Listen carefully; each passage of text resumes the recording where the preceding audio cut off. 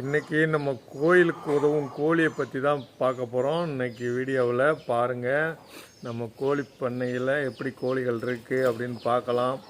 இந்த கோழி நம்ம கோயிலுக்காக எவ்வளோ நன்மை செய்கிறாங்கன்ற விஷயங்களை பற்றி பார்க்கலாம். வாங்க.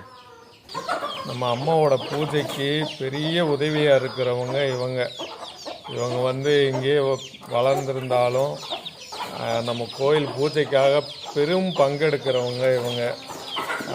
விற்பனைக்காக நம்ம விற்கிறோம், ஆனால் அவங்களோட அர்ப்பணிப்பு அதிகம். எப்படின்னா விற்றாலும் அவங்களோட நன்மை பூஜைக்காக போய் சேரு. அதனால் அவங்க திருப்தியோடு செல்றதா என் மனசு சொல்லுது. என்னை விற்றாலும் நான் அம்மாவோட பூஜையில் ஏதோ ஒரு வகையில் நான் பங்கெடுக்கிறேன். ஒரு பூவாவோ பட்டாவோ ஒரு எண்ணெயாவோ ஏதோ ஒரு ரூபத்தில் என்னோடய பங்கு இருக்குது அப்படின்னு அந்த கோழி சொன்னதா என் மனசு சொல்லுது. ஏன்னா அதோட அர்ப்பணிக்குது இல்லையா, அந்த அர்ப்பணிப்பு வந்து அது எதுக்காக அர்ப்பணிக்குது அப்படின்ற ஒரு முடிவு இருக்குது. அந்த முடிவு வந்து ஒரு நல்ல முடிவு. இங்கே வந்து பூஜைகள் வந்து தெய்வங்கள் வந்து நிறையா தெய்வங்கள் இருக்குது. 12-15 தெய்வங்களுக்கு மேலே நம்ம கோயிலில் அம்மா வந்து பிரதிஷ்டை பண்ணியிருக்காங்க. அவங்களுக்கு இங்கே வந்து அமாவாசை பௌர்ணமி தினங்களில் விசேஷம். ஒவ்வொரு அமாவாசைக்கும் ஒவ்வொரு பௌர்ணமிக்கான பூஜைகள் இருக்குது. எல்லா தெய்வங்களுக்கும் பட்டு சாத்துவோம், மாலை சாத்துவோம். அதுக்கடுத்து யாகங்கள் இருக்குது, அப்புறம் அன்னதானம் இருக்குது. இந்த மாதிரி அந்த பூஜைக்கு தேவையான விஷயங்கள் நிறையா இருக்கிறதுனால அடுத்து நம்ம வேலப்பூர் கோயில் அன்னதானம் இருக்குது. இவ்வளவுக்கு அம்மா சமாளிக்கிறாங்க எப்படின்றது இந்த ரூபங்கள் தான். இந்த கோழியோட பங்களிப்பு பெரும் பங்களிப்பு, தன்னை அர்ப்பணிப்பு. இவங்க தலைமை, இவங்க தான் செவலை. ஏன் செவலை எல்லாரும் கொத்துற? பெரிய ஆள் இப்படிலாம் பண்ணக்கூடாது, என்ன கொத்தக்கூடாது.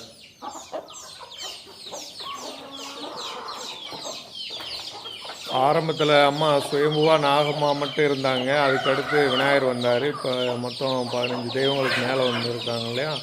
இப்போ வந்து ஆரம்பத்தில் ஒரு 1000 ரூபா செலவாக இருந்தது பூஜைக்கு. இப்போ ஒரு 15,000 ரூபாய்க்கு நெருக்கி ஒரு அமாவாசைக்கும் ஒரு பௌர்ணமிக்கான செலவுகள் வந்துடுது. அப்போ அதோட பங்களிப்பு, இவங்களோட பங்களிப்பு ஒரு அரைவாசி முக்கால்வாசி பங்களிப்பாக அவங்க இருக்குது. அது எப்படின்னா நம்ம கோழி விற்கிறோம் இல்லையா, அதோட வருமானம் வருது இல்லையா, அந்த வருமானம் நம்ம பூஜைக்கு பயன்படுது.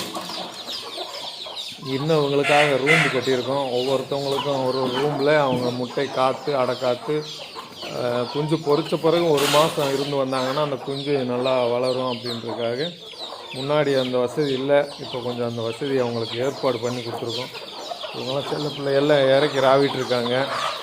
அவங்களுக்கு கொஞ்சம் இற கொடுப்போம். சரி மல்லுக்கட்டேன் இந்தாங்க.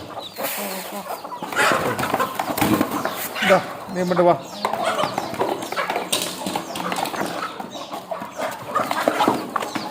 சில செல்லப்பிள்ளைகள் இருக்குது, அவங்க வந்து கையில் கொடுத்தா தான் வாங்கி சாப்பிடுவாங்க. சரி சண்டை போடாதீங்க. முன்னாடி வந்து பஞ்சமிக்கு மக்கள் அனுமதி இல்லாமல் அம்மா மட்டும் பூஜை பண்ணிக்கிட்டு இருந்தாங்க. ஏன்னா சிரமங்கள் நிறைய இழுக்க முடியல.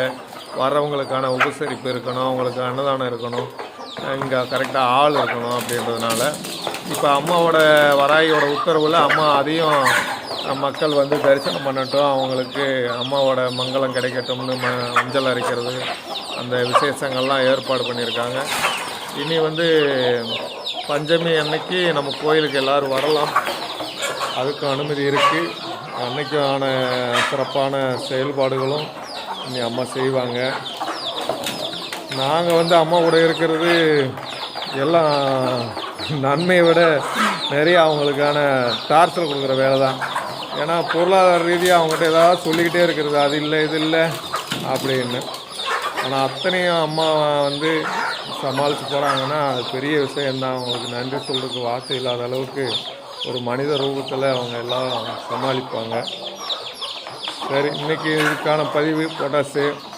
தொடர்ந்து ஒரு பதிவு, நல்ல பதிவு என்னால் முடிஞ்சதை நம்ம நாகபுரத்தின் செயல்பாடுகளை உங்களுக்கு நான் வீடியோ எடுத்து போடுறேன். பார்த்துட்டு அமைதியாக இருக்காதீங்க. இந்த அன்பு தம்பிக்கு அண்ணனுக்கோ உங்களோட இந்த நாகபுரத்தின் ஒரு உறவுக்கு நீங்கள் கண்டிப்பாக கமெண்ட் பண்ணணும், லைக் பண்ணணும். இந்த வீடியோவை இன்னும் புதிய சர்ப்ரைஸ்லாம் வரணும். அதுதான் அந்த வீடியோ எடுக்கிறதுக்கான ஒரு ஆசை.